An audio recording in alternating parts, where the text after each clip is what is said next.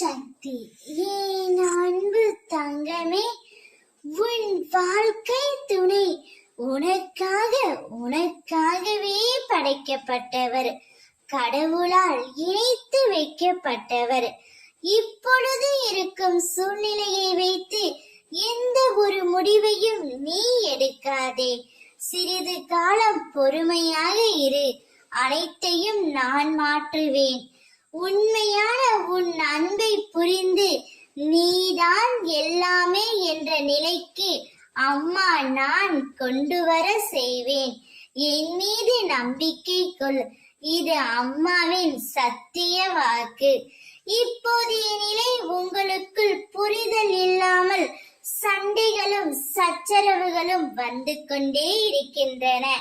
சின்ன சின்ன பிரச்சனைகளையும் பெரிதுபடுத்தி குடும்பத்தில் நிம்மதி இல்லாமல் இருக்கின்றாய்.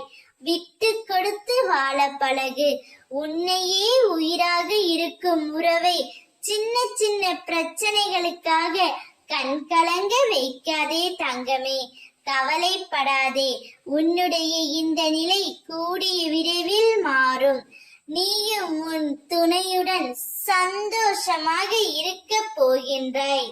உன்னையும் உன் துணையையும் சேர்த்து வைத்து நோய் நொடி இல்லாமல் நீண்ட ஆயுளை தந்து அந்த ஆயுட்காலம் முழுவதும் உனக்கு மகிழ்ச்சியை மட்டுமே தரப்போகின்றேன்.